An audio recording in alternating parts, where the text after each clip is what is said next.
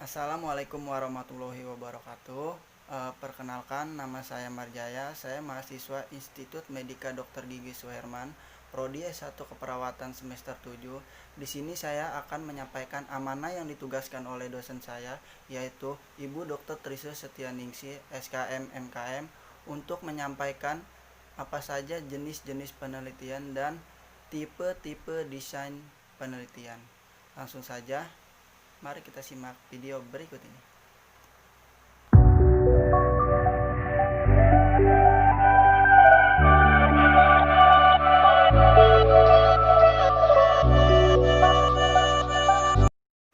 Di jenis-jenis penelitian yang pertama ada deskriptif, yaitu merupakan jenis penelitian yang berhubungan dengan kejadian-kejadian yang ada dan masih terjadi sampai sekarang, bahkan pada masa lampau.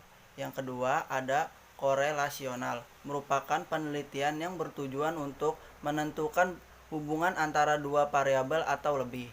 Selanjutnya ada kualitatif, yang bermaksud untuk memahami fenomena tentang apa yang terjadi atau yang dialami oleh subjek penelitian, misalnya perilaku, persepsi, motivasi, tindakan, dan lain-lain. Selanjutnya ada kuantitatif, adalah suatu proses untuk menemukan pengetahuan yang menggunakan data berupa angka sebagai alat menganalisis keterangan mengenai apa yang ingin diketahui. Dan di sini ada juga eksperimental, merupakan penelitian yang bersifat coba-coba atau uji coba sebuah hipotesis atau konsep hubungan dengan maksud tertentu. Nah, di tipe-tipe desain penelitian yang pertama ada non-eksperimental. Dia bersifat eksplorasi dan deskriptif. Di deskriptif tersebut dilakukan dengan tujuan untuk menggambarkan atau mendeskripsikan fakta-fakta mengenai populasi secara sistematis dan akurat, yaitu dengan studi kasus atau penelitian survei. Dan selanjutnya ada korelasional atau cross-seksional. Tujuannya untuk mendeteksi sejauh mana variasi-variasi pada suatu faktor berkaitan dengan variasi-variasi pada satu atau lebih.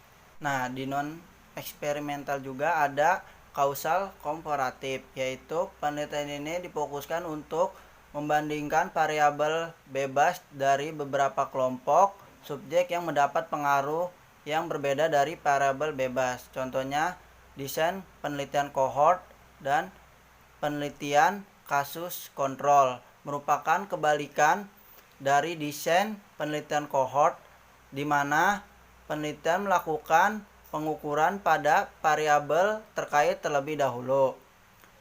Selanjutnya ada penelitian tindakan atau action research, merupakan penelitian yang bertujuan mengembangkan keterampilan-keterampilan baru atau cara pendekatan baru untuk memecahkan masalah. Yang kedua ada desain penelitian eksperimen. Di sini sistem notasi ada X, itu digunakan untuk mewakili pemaparan X-force. Selanjutnya O, menunjukkan adanya suatu pengukuran atau observasi terhadap variabel tergantung yang sudah diteliti pada individu, kelompok, atau objek tertentu. Terus ada R. R menunjukkan bahwa individu atau kelompok telah dipilih dan ditentukan secara random. Nah, di eksperimental juga terdapat pra-eksperimental. Di dalam pra-eksperimental itu terdapat one shot case study, yaitu subjek dilakukan pengukuran terhadap variabel bebas. Nah, di dalam eksperimental juga ada one group pretest post-test design. Yang pertama pretest export. Nah, itu subjek diberi perlakuan atau jangka waktu tertentu. Sedangkan di post-test pre-test dibandingkan dengan post-test.